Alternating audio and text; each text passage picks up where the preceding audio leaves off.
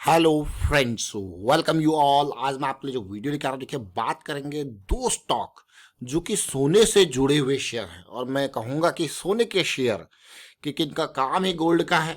तो चलिए, ये गोल्ड फाइनेंस वाले शेयर कौन से हैं, तो चलिए डिटेल में समझते हैं। नाम आपको जरूर समझ में आ गया होगा, और क्यों स्टॉक रडार में आए आप देखोगे, समझोगे, और साथ में सीखेंगे प्राइस एक्शन की कुछ बारीकियां, और क्या अपॉर्चुनिटी किस तरीके की बन रही है, लो रिस्क की है, मोमेंटम है या नहीं है, बहुत सारी चीज़ें देखोगे। और आगे बढ़ने से पहले मैं आपको बता दूं, अगर आपने अब तक चैनल को सब्सक्राइब नहीं किया तो जल्दी से सब्सक्राइब कर ले, बेल आइकन को प्रेस कर ले, जिससे आपको नोटिफिकेशन आती रहेगी। और प्राइस एक्शन सीखने के लिए आप ज्वाइन कर सकते हो मेंबरशिप ज्वाइन बटन पे क्लिक करके। अब सीधे जरा ध्यान से देखना एक एक स्टॉक को, और आपके सामने सबसे पहला स्टॉक है यहाँ पे मुथूट फाइनेंस।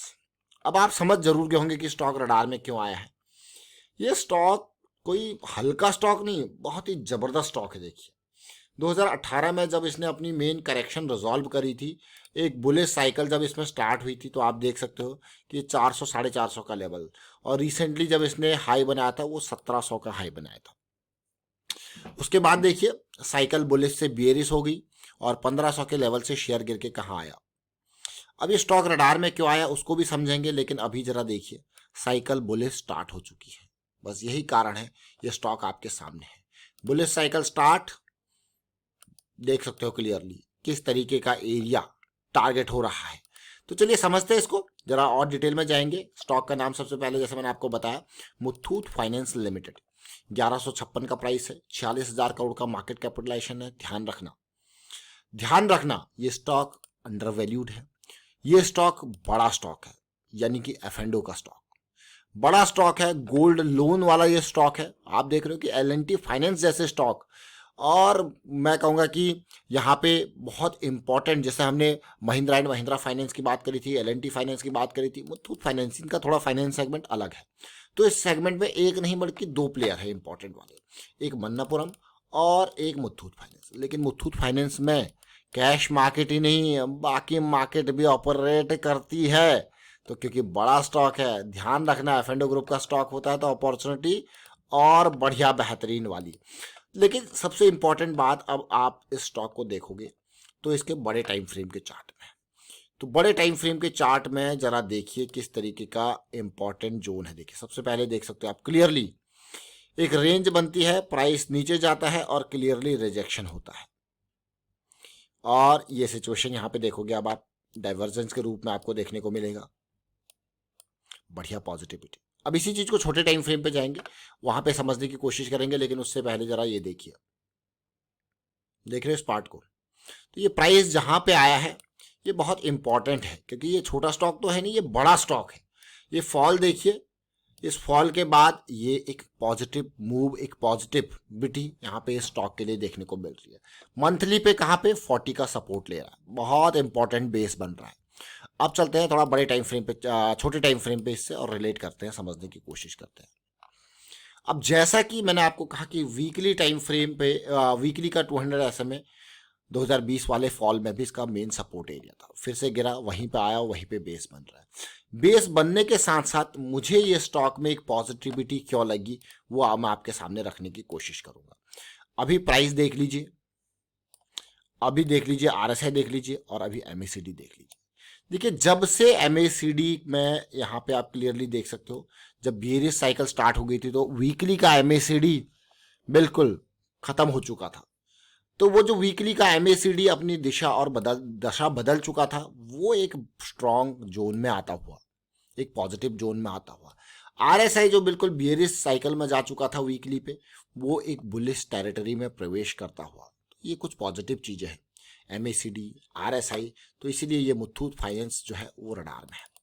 मन्नापुरम की भी बात करेंगे, लेकिन जरा देखिए अब फिलहाल आप देखोगे, जैसे मैंने आपको कहा कि यहाँ पे जो इंपॉर्टेंट पार्ट था वो ये देखिए, इस हाई के अराउंड हमने ये इस लाइन के अराउंड एक लाइन टच कर दी, देख रहे हो, पॉइंट सपोर्ट सपोर्ट, और यहाँ से एकदम रिजेक्शन, मतलब बहुत इंपॉर्टेंट डिमांड है ये जोन।